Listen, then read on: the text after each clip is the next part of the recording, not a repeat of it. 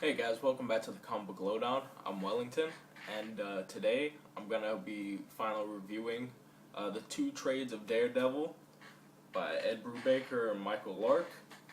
That's from the story arc Hell to Pay. This is volume number 1, volume number 2. This covers from issues 94 to 105, and so it's a pretty long arc. That's why they put in two trades, and this is such a great story. I really underestimated the Brubaker Daredevil when I first got into it.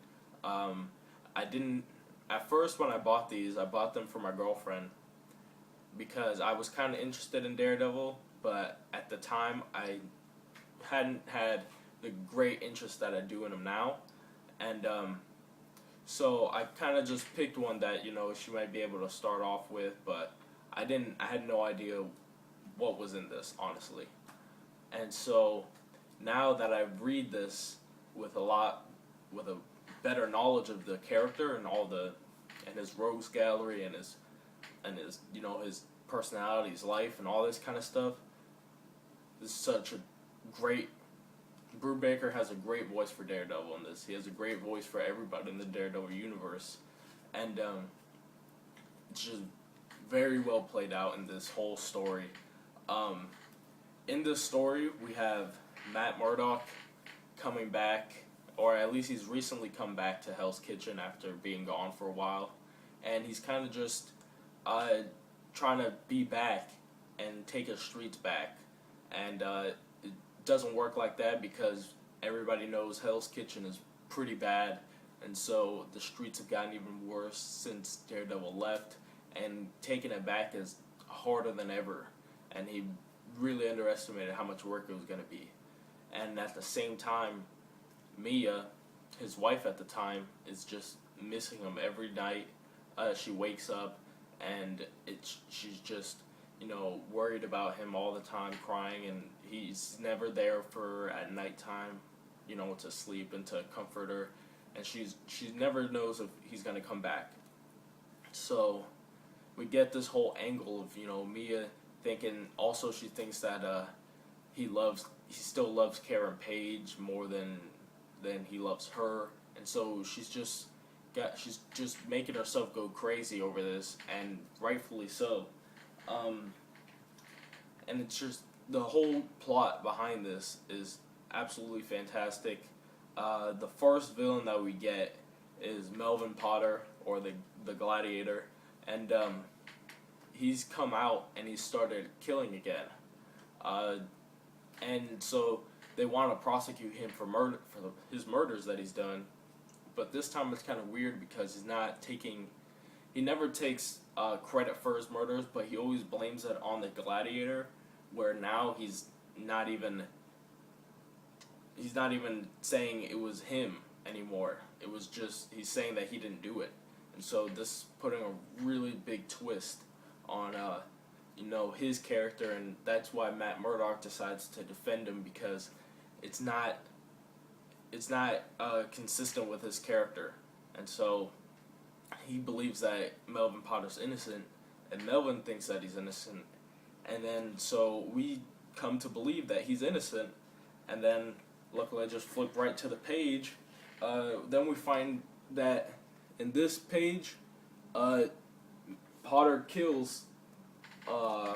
He kills a police officer, and he kills another inmate, and then he kills them with his bare hands, and then he thinks that he didn't do it. So now we're just we don't know what's going on with him anymore, and now they're really going hard, charging him for his murders, and Murdoch's case does not look good. And then he escapes, and then he goes on a massacre rampage, and there's just so much stuff that happens to him, and he eventually gets put into the Bellevue mental hospital, and so they actually win their case to that point where they get him to be, they keep him out of Riker's prison and get him into the Bellevue Mental Hospital to get some help.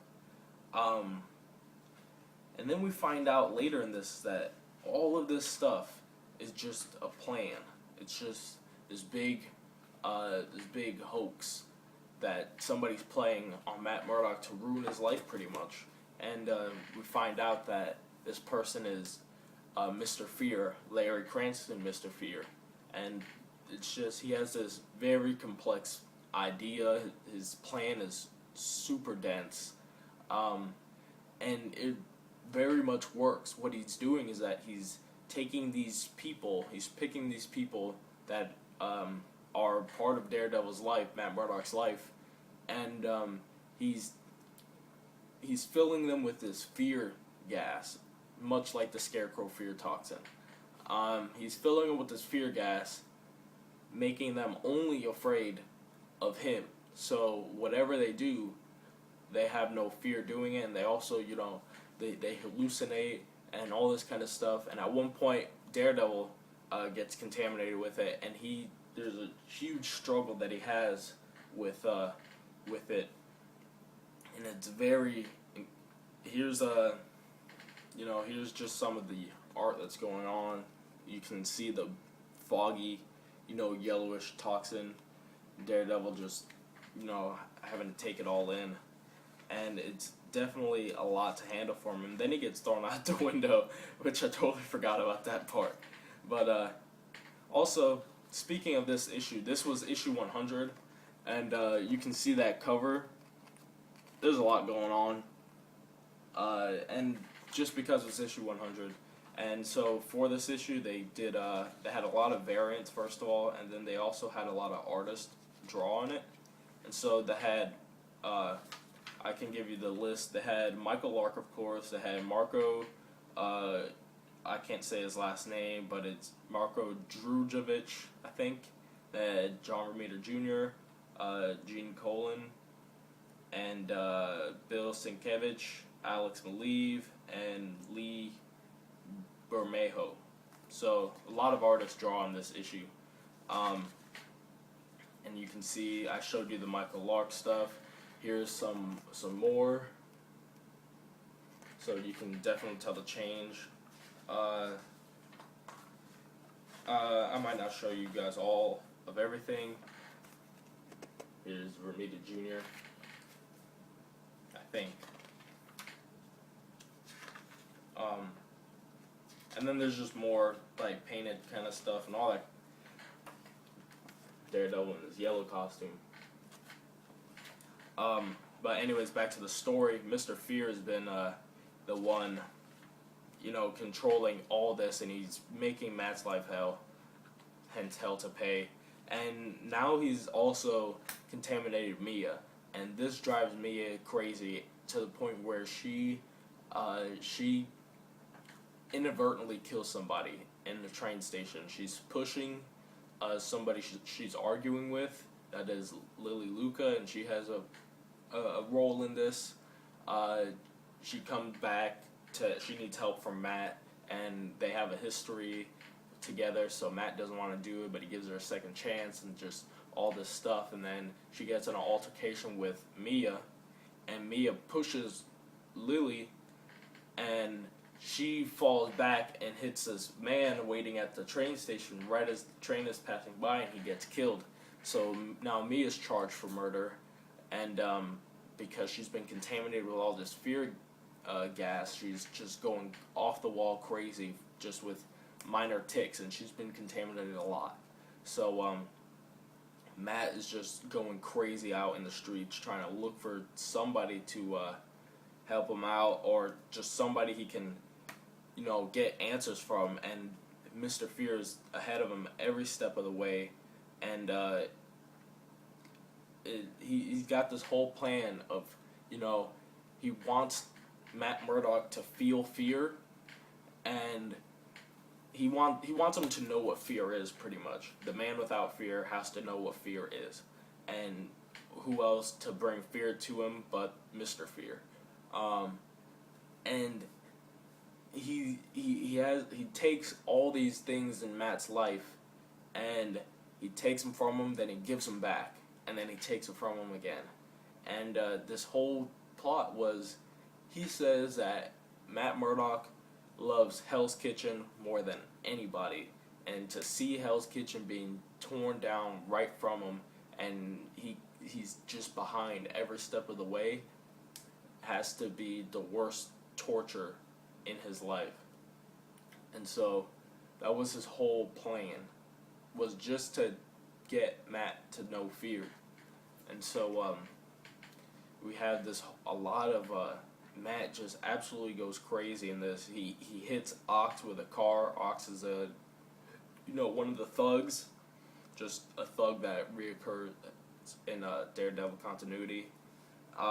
He hits him with a car and he pretty much tortures him, and he's just off the wall, going crazy, because this is what happens when you mess with Matt's family, when it's just too close to home. And then he finally faces off with Mr. Fear. Mr. Fear tells him the plan, and he pretty much just surrenders. He confesses to everything. He does everything he said he would, because and he has no fear at all. Mr. Fear really has no fear, because he's been just dosed with all the fear gas, and he proves it, because Daredevil throws him off a roof and he doesn't flinch or anything. Daredevil goes to catch him, and he cuts the line. He cuts the line of the billy club, because Daredevil catches him with the billy club, and he just cuts it. And so, I mean, he doesn't die. He's safe, and then he just goes to prison, where he then is pretty much the king of the prison. He has like the guards love him. The prisoners love him. He even gets a TV in his cell, and then even the female prison guard, the female prison guards, they have their way with each other and all this other kind of stuff. And it doesn't leave Matt in much of a... It's not a happy ending, really, because Matt lost.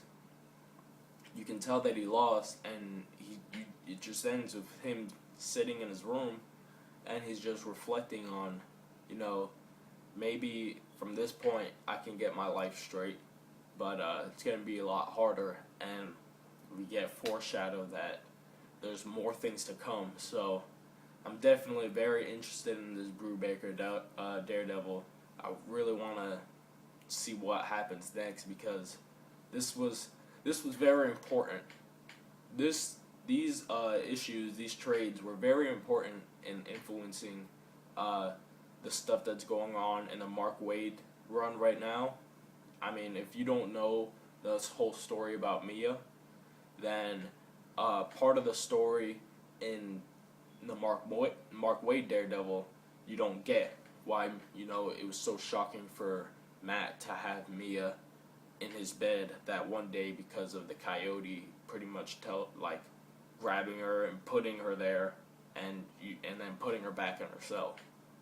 So it's kind of, you kind of have to know this to really get the full impact of that.